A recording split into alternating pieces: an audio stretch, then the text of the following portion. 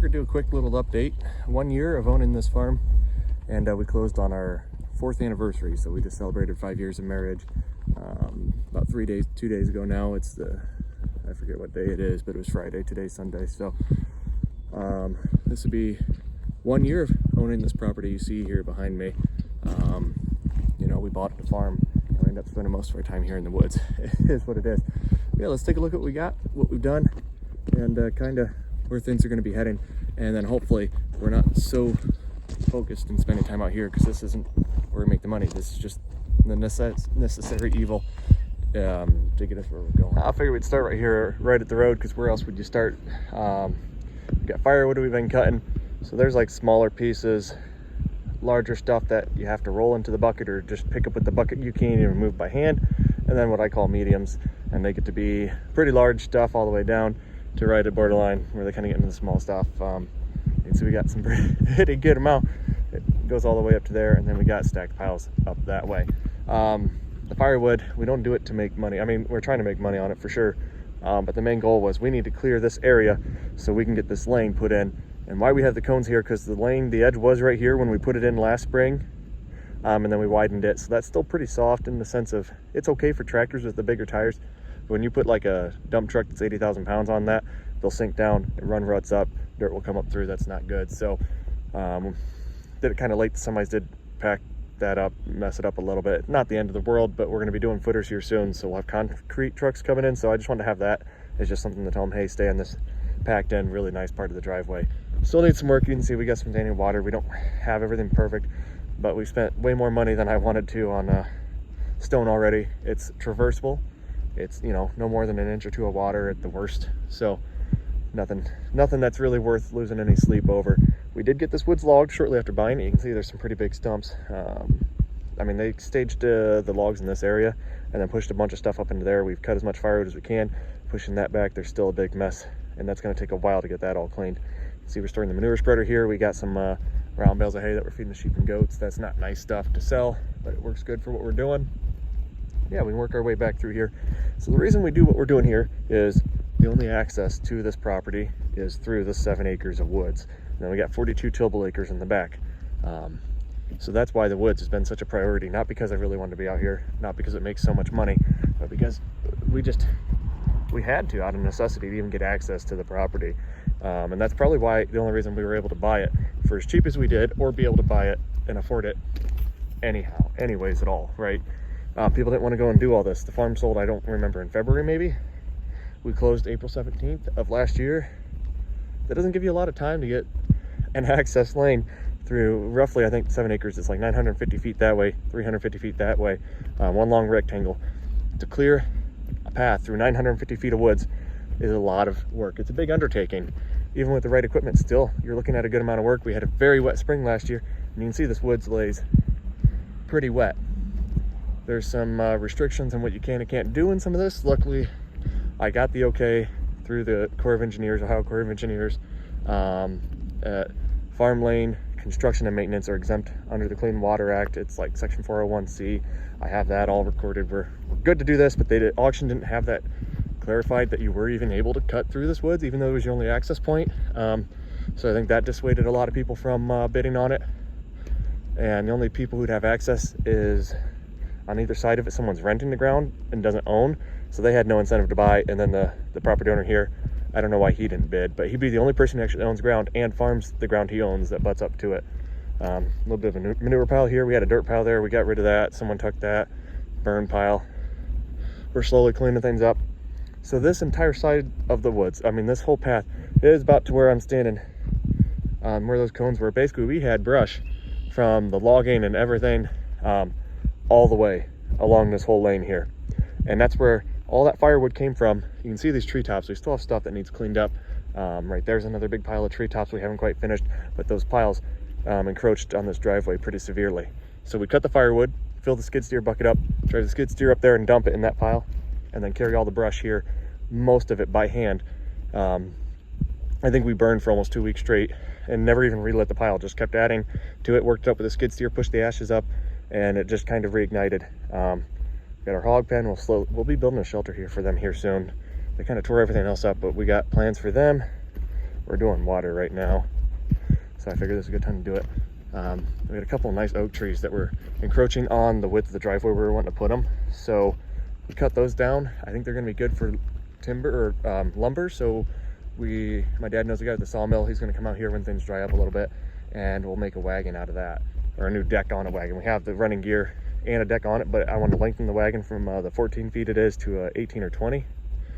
And before we were too worried, we had the lane end decent last year, and we kind of shifted focus. Let's start clearing and getting stuff fenced in, and I want to eventually do that over here. But this whole winter and spring, the main focus was just getting our lane widened out, so we have nice easy access to get back here. But last fall, when we were getting the hogs and buying sheep, this was a priority to kind of work on some of this. And you can see, man, they had some pretty big, well, those especially, one big stump up there. You can see some pretty big trees that they took out. And we got this log midsummer, and it was not even enough to cover the stone that we put in. And the stone didn't even get us all the way to the property, but it got us close enough that we could mud our way through and drag equipment through to get to our tillable acres, which is kind of back there. But yeah, this is all actually stays pretty dry here. You can see there's some wet spots, but nothing crazy. They're mostly on high ground, especially when the round bales where we feed them, they stay up there. The goats seem to enjoy it. We've got a shelter here that they stay in. We had the sows in this big pen here, and then the sheep were in this pen last fall. They got moved home to lamb and then brought back out, and then our yearling does got brought out with them. And here's a really nice portion of the drive. This is what we just really beefed up. On top of widening everything else, we used recycled concrete for the main thing last spring, and then widened it this spring. This was built up and widened everything, so now we have really nice access pushing through here. You can see some more firewood we cut last fall, midsummer. And all the green you see in there, we had some wheat that a couple bags of wheat we couldn't return. We saw some seed. Mice got into it, so I just broadcast all that wheat in there. So that's a bunch of wheat. And part of the reason we don't have anything in this pen, these are cool season perennial grasses. I want to see some more growth on them before we put anything out here. And we don't really need to put anything out here. There's not that much feed yet. So once we wean our kids, my does are going to come out here probably. And then we got our feeder pigs in here, and what a mess they are. Hey guys, we got 3 gilts in a barrel. They're feeding out really nice. They're gonna need a little bit more time, but they're getting there. They're definitely getting there. So we got 1 Duroc Berkshire cross, and then 3 Landrace Berkshire crosses. I think we're gonna keep 1 or 2 of the gilts back to breed, and then butcher the other 2. I want to set up a nipple waterer for them, and then get more wood chips down. We put some wood chips into the sow pen, and it really does kind of build things up really nice. But we got gates here, just kind of used trees as our fencing posts. Like I said, the property does extend that way a little bit, so we're going to slowly fence in more of this. But you can just see we kind of ran out of time when we hit this wall right here. Just how much brush and debris, if you want to call it that. I'm a stiffler for neatness, and I understand woods are just notoriously known for just, you know, having down trees. And if you're cutting firewood, maybe you're keeping them somewhat clean and maintaining paths. And a lot of woods around here are not maintained, so this isn't unusual. But the logging, it leaves those giant tree tops, and until they rot, it's just going to be really messy. When things get dry, if we have time, we'll come back out, but I doubt it. More than likely, we're going to have to wait till things freeze and we're done making hay before we can get back out here. So this pasture extends out pretty much near the corner of the property line. We had to put a ton of stone in here.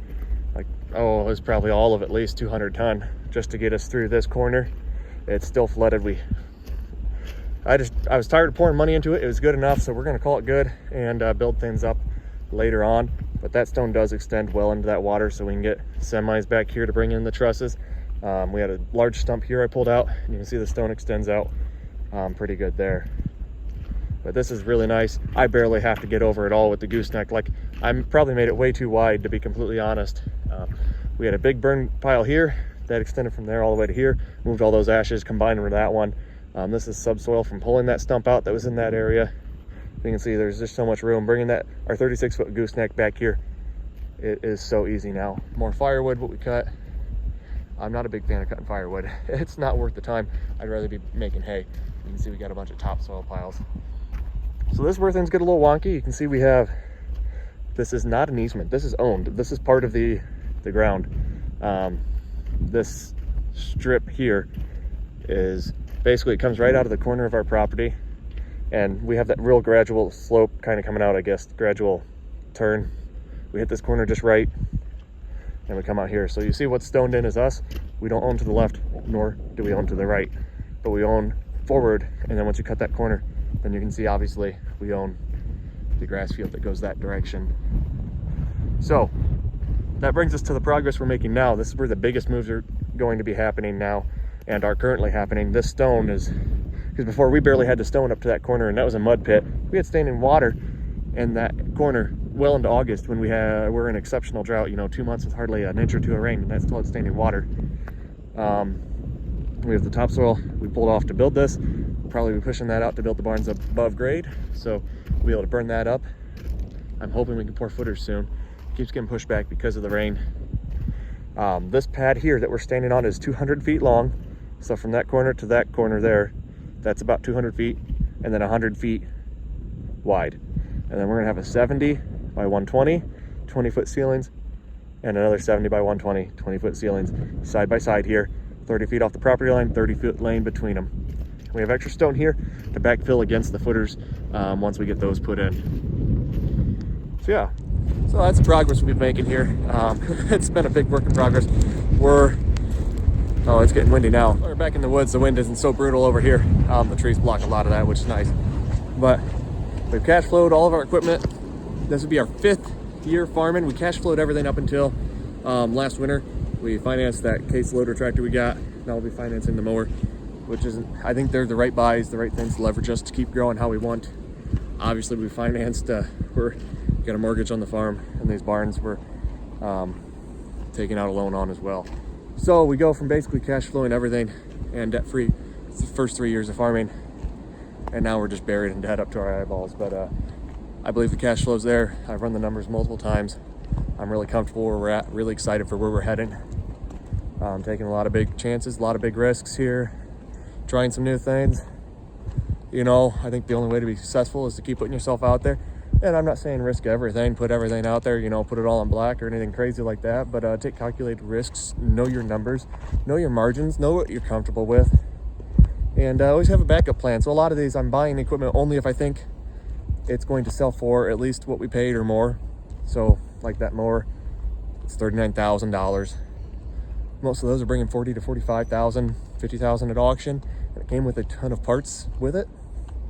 So if we get to the point where cash flow gets tight, we need to sell, we should be able to pull our money back out of that and move forward. The last thing I want to do, or anybody should want to do, is to start borrowing a lot on new equipment that depreciates rapidly and then get in over your head.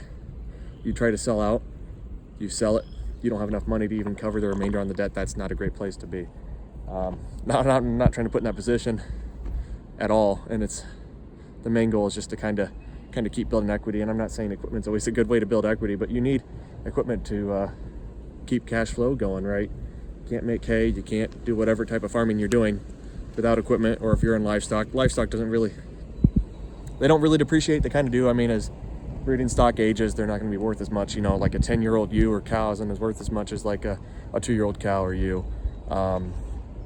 But at the end of the day, the only way to create cash flow is to utilize your assets to do it for you, and having more equipment means we can pick up more acres, create more cash flow.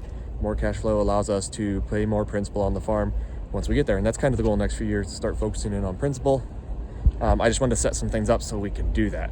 I'm tired of the stress of just trying to rent barns and get stuff put up with, I don't want to say dilapidated equipment, but as we're trying to grow, we're outgrowing equipment, we're outgrowing rental barns. They're costing us more time and money than it's worth. So kind of getting out of that, and now we have our own place to store equipment, our own place to store hay, and a lot of equipment that can handle some really good growth. I think that's where we're going to see our biggest jumps in cash flow. Now we can start focusing on principal. Now that we have a good equipment line behind us and a good place to store hay, those are the big things. That's the goals we're working towards, and I think it's going to pay off. But thanks for watching. Stick along, because this summer we got a lot of cool things in store. I guess I forgot to mention, we got some old footage here from the year prior. This is right after we closed. We had to do the crossover between the north and south field. And then we just got some different footage here. We had to pull a lot of, open up the ditch, pull some trees out of it, and then use that topsoil that we pulled out of the ditch to cover our crossover pipe. And then we kind of have a really nice finished product picture here. It looks beautiful. Still looks pretty nice today. I haven't gotten all the branches quite yet. And then here's some clips from cutting down some trees. We have a lot of trees to cut to get that lane pushed through the woods.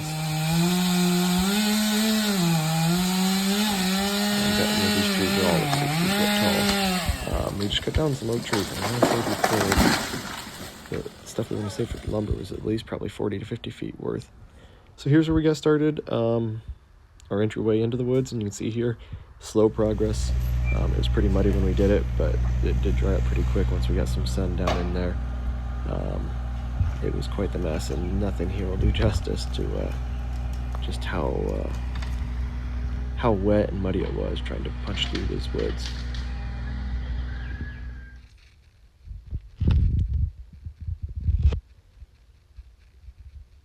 So basically we just back in and with the dump trailer dump, and then I would scoop and then dump and then backblade the stone all with the loader tractor.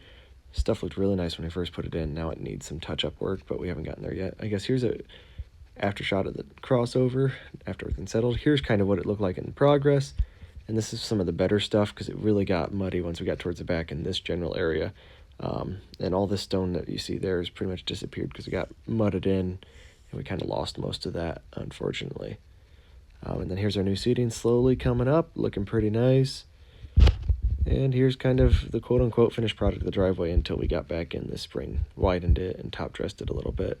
And then here's the final shot of the new seating, and that takes us to today.